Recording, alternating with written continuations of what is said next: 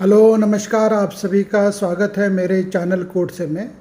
तो जैसे कि मैंने कहा था कि मैं आज से कुछ चुनिंदा जो जजमेंट है जो फार्मेसी लॉ से जुड़े हैं उनके बारे में बात करूंगा। तो उसी सिलसिले में आज मैं जिस जजमेंट की बात करूंगा बहुत ही सेलिब्रेटेड जजमेंट है और ये मसला जुड़ा है दिव्या फार्मेसी। दिव्या फार्मेसी जो है वो बाबा रामदेव से जुड़ा है। तो उसके स्टेक होल्डिंग या ओनरशिप के दायरे में मैं नहीं जाना चाहता हूँ। तो ये मसला है Divya pharmacy versus union of India, जिसे उत्तराखंड हाई कोर्ट ने बहुत ही एक यूँ कहूँ कि एक इस तरह की व्याख्या दी है, बहुत ही क्लैरिटी के साथ में जो तथ्य रखे हैं। हालांकि इसी मुद्दे पे पहले नेशनल ग्रीन ट्रिब्यूनल और बॉम्बे हाई कोर्ट ने इस पे ओपिनियन रखते हुए जजमेंट को दिया था। मसला जो है वो बायोडाइवर्सिटी एक्ट से जुड़ा हुआ है, बायोडाइवर्सिटी एक्ट 2002। और दिव्या फार्मेसी जो है बेसिकली ये आयुर्वेदिक प्रोडक्ट्स वगैरह में है जो नेचुरल रिसोर्स को ये यूज़ करते हुए ये अपने मैन्युफैक्चरिंग एक्टिविटी या प्रोडक्शन वगैरह करती हैं, जिससे ये अंततः आयुर्वेदिक प्रोडक्ट्स बनाते हैं। तो बायोडाइवर्सिटी एक्ट के तहत दो इम्पॉर्टेंट चीज़ें हैं जिसे समझना ज़रूरी है। सेक्शन 2G जो डिफ़ाइन करता है fair and equitable benefit sharing, हाँ, और ये इसका ये मतलब है कि आप जो भी नेचुरल रिसोर्सेस को इस्तेमाल करते हुए जो प्रोडक्ट बनाते हो तो उसका जो मुनाफा होता है उसका फेयर एंड इक्विटेबल शेयरिंग होना चाहिए और उस लोकल कम्युनिटी के लिए जहाँ से ये आप जो नेचुरल रिसोर्सेस को आप एक्सट्रैक्ट करते हो। तो उस लिहाज से जो है वो स्टेट बायोडाइवर्सिटी बोर्ड होता है और एक नेशनल बायोडाइवर्सिटी अथॉरिटी होती है और बोर्ड होता है। तो ये जो है उत्तराखंड गवर्नमेंट के अंदर ये जो उत्तराखंड बायोडाइवर्सिटी बोर्ड आता है, इन्होंने नोटिस इशू किया इनको अपना दिव्या फार्मेसी को, ये कहते हुए कि आप जो है आप जो रिसोर्सेज का इस्तेमाल करते हुए जो प्रोडक्ट बनाते हैं वो आयुर्वेदिक प्रोडक्ट, तो उसके मुनाफे से जो fair and equitable benefit sharing होना चाहिए, FEBS जो इसे शॉर्ट फॉर्म में कहा जाता है, उसके लिए नोटिस इशू हुआ। और इस नोटिस को चैलेंज करते हुए अल्टीमेटली मसला जो है वो हाई कोर्ट तक पहुंचता है। तो हाई कोर्ट में दिव्या फार्मेसी की तरफ से जो आर्गुमेंट था, जो कंटेंशन था कि ये जो नोटिस है, ये नोटिस जो है बेसिकली इलीगल है।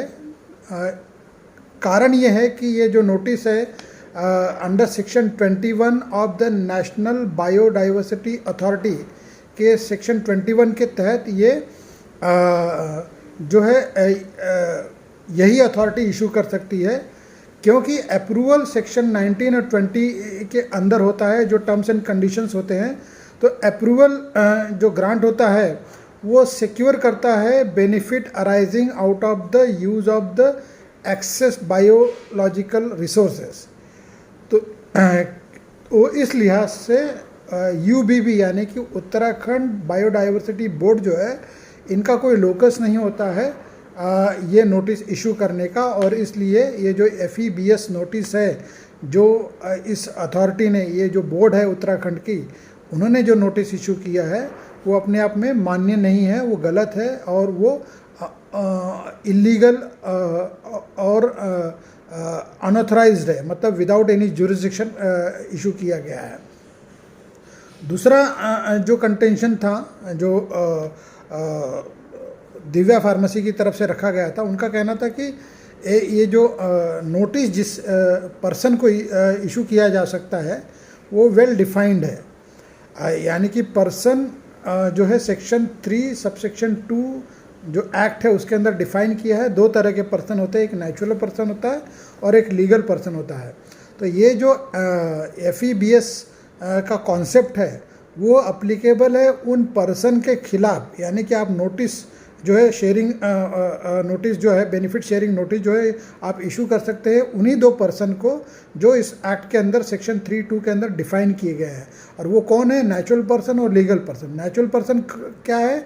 तो वो जो इंडिया का सिटीज़न नहीं है, देश का नागरिक नहीं है, और या तो वो नॉन रेसिडेंट इंडियन है, तो ये नेचुरल पर्सन की डेफिनेशन हो गई। जो लीगल पर्सन की जो डेफिनेशन है वो जो कॉरपोरेशन है, एंटिटी है, वो नॉन रजिस्टर्ड होना चाहिए इंडिया में, या तो उनका जो है कोई non Indian participant in share capital होना चाहिए। तो इस लिहाज से ये 2 डेफिनेशन, ये जो ट्विन डेफिनेशन कॉन्सेप्ट है, इसके तहत जो है ये पर्सन के डेफिनेशन में फिट नहीं बैठता। दिव्या फार्मेसी की जो होल्डिंग पैटर्न है उसके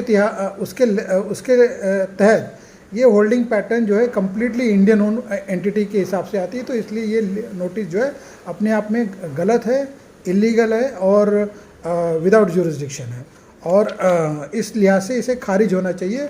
और जो नोटिस इशू है fair and equitable resource sharing का जो मुनाफा है, हाँ, वो देने से मना कर देना चाहिए। ये जो आर्गूमेंट है इसको जब दिव्या फार्मेसी की तरफ से रखा, दिव्या फार्मेसी की तरफ से जो काउंसिल्स थे उन्होंने, उसके बाद में जो रेस्पोंडेंट यूनियन ऑफ इंडिया है उनका जो इस पे रिबटल था, यानी कि इस पे जो काउंटर था वो ये था कि जो डेफिनेशन की जो बात कर रहे हैं जिसके तहत पर्सन डिफाइंड है, एक तो नेचुरल पर्सन और एक लीगल पर्सन जो डिफाइंड है, वो डिस्टिंग्विश करता है Indian and foreign entity only for the purpose of approval with regard to the jurisdiction. तो ये जो कॉन्सेप्ट है वो सिर्फ अप्रूवल पर्पस के लिए है, जिसके तहत ये जुरिस्डिक्शन डिमार्केट कर दिया गया कि किससे ये अथॉरिटी रहेगी अप्रूवल वगैरह देने की। तो इस लिहाज से जो सेक्शन 3 सबसेक्शन 2 की अप्लीकेबिलिटी वीज़ा वीज पर्सन के डेफिनेशन की जो बात है वो अपने आप में सही नहीं है, वो तथ्य सही नहीं है। और वो जो डिस्टिंक्शन है इंडियन और फॉरेन एंटिटी का, वो अप्रूवल पर्पस से सिर्फ और सिर्फ जुरिडिक्शनल इशू को लेकर है कि किस अथॉरिटी को ये रिपोर्ट करेंगे, उसके बियॉन्ड जो है इसके मायने एक्सटेंड नहीं कर सकते हैं। FEBS जो नोटिस इशू होता है उसमें पर्सन कौन है, और उस लिहाज से ये जो तथ्य है वो सरासर गलत है, उसको मान्य नहीं किया जा सकता। और सेक्शन 7 जो है बायोडाइवर्सिटी एक्ट का, along with section 23(2) gives the power to the state biodiversity board, जिसके तहत ये जो नोटिस है फेयर एंड इक्विटेबल शेयरिंग का जो नोटिस था दिव्या फार्मेसी को, वो अपने आप में वो कंडीशन को सेटिस्फाई करते with power, with in the power state government के जो बोर्ड है उत्तराखंड बायोडाइवर्सिटी बोर्ड, इनके लिहाज से वो अप्रोप्रिएट जुरिडिक्शन था उनको इन्वोक करने का, और उस लिहाज से उन्होंने वो इशू किया। तो उसके जुरिडिक्शन में कोई गलती नहीं है, कोई मतलब इस तरह की वजह नहीं है कि जिसे बियॉन्ड जुरिडिक्शन कहा जाए। और जो पर्सन का डेफिनेशन है वो एक एडमिनिस्ट्रेटिव पर्पस के हिसाब से only to the extent of approval and the reporting purpose से वो डेफिनेशन जो है वो है, उसके बियॉन्ड उसको आप स्ट्रेच नहीं कर सकते और या एक्सटेंड नहीं कर सकते, जहाँ तक कि इक्विटेबल प्रॉफिट शेयरिंग की बात हो। जब आप नेचुरल रिसोर्सेज को उस पर्टिकुलर स्टेट में या उस पर्टिकुलर कम्युनिटी में जो भी कोई नेचुरल रिसोर्सेज है आप उसको एक्सट्रैक्ट करते हो, उससे प्रोडक्ट बनाते हो, उससे मुनाफा कमाते हो, तो वो जो एक्ट के अंदर ये दायित्व दिया गया है कि आप मुनाफा कमाओ, लेकिन आप जितना मुनाफा कमाते हो उसका कुछ हिस्सा उस लोकल कम्युनिटी को, यहाँ जहाँ पे उत्तराखंड की बात है तो उत्तराखंड के उस लोकल गवर्नमेंट को जाना चाहिए, जिससे वो मुनाफा शेयरिंग हो पाए। इसलिए ये fair and equitable benefit sharing का कॉन्सेप्ट जो है ये बायोडाइवर्सिटी एक्ट में रखा गया है। तो उस लिहाज से जो है वो जो मामला था दिव्या फार्मेसी का जो आर्गुमेंट था कि भाई नोटिस गलत है, हम लायबल नहीं हैं और ये विदाउट जुरिस्डिक्शन है, और एक्सटेंडेड पावर्स के अंदर इसे इशू किया गया है, तो इसलिए ये क्वैश किया जाए, सेट असाइड किया जाए। इस तथ्य को जो है उत्तराखंड जो नैनीताल हाई कोर्ट है उन्होंने माना नहीं, और जो इसके पहले दो जजमेंट इसी fair and equitable bio benefit sharing concept के ऊपर, दो प्रीवियस जो जजमेंट है जो एनजीटी के थे, नेशनल ग्रीन ट्रिब्यूनल और बॉम्बे हाई कोर्ट का, जो इतने डिटेल एनालिसिस में नहीं थे, इतना क्रिस्टल क्लियर कॉन्सेप्ट से एनालाइज नहीं किए गए थे, जो इस उत्तराखंड यानी कि नैनीताल हाई कोर्ट ने इसे वेल प्रोसेस के थ्रू इसे एनालाइज किया और इसे क्रिस्टलाइज और क्लियर कॉन्सेप्ट के तहत इसे कंक्लूड किया। तो और ख़ास बात यह है कि इसका जो जजमेंट पास हुआ वो जस्टिस सुधांशु धुलिया ने पास किया। इनकी ये जजमेंट है, जो बाद में सुप्रीम कोर्ट के जज बने हैं और अभी भी वो सुप्रीम कोर्ट के जज है। उन्होंने बहुत ही ब्यूटीफुली इस पूरे कॉन्सेप्ट को एलॉबरेट किया और इसका डिटेल एनालिसिस किया और इसका कंक्लूजन किया कि नहीं, बायोडाइवर्सिटी एक्ट के अंदर जो रिसोर्स की शेयरिंग की बात है, fair and equitable resource sharing, वो दिव्या फार्मेसी को लागू होगा, दिव्या फार्मेसी को देना होगा। और इस लिहाज से जो शोकाज नोटिस जो इशू की थी उत्तराखंड बायोडाइवर्सिटी बोर्ड ने, जो कि उत्तराखंड गवर्नमेंट के अंडर आती है, वो अपने आप में सही थी, उसमें कोई गलती नहीं थी, वो कोई बियॉन्ड जुरिसडिक्शन नहीं था और परफेक्टली लीगल था। तो इस फार्मेसी लॉ के सिलसिले में जो भी जजमेंट जुड़े हैं उसमें से ये पहला सेलिब्रेटेड जजमेंट करके मैं आपके सामने रखना चाहता था, क्योंकि ये वाकई में सेलिब्रेटेड जजमेंट है, मेरे कहने से सेलिब्रेटेड नहीं है। ये इसकी रिसर्च करोगे तो आपको पता पड़ेगा। Divya pharmacy judgment on fair and equitable benefit sharing अपने आप में लैंडमार्क जजमेंट है।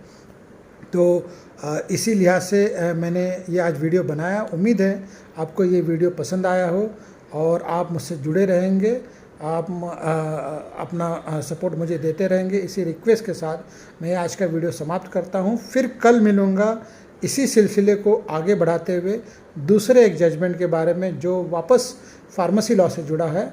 तब तक के लिए विदा। थैंक यू, धन्यवाद, bye and have a nice day.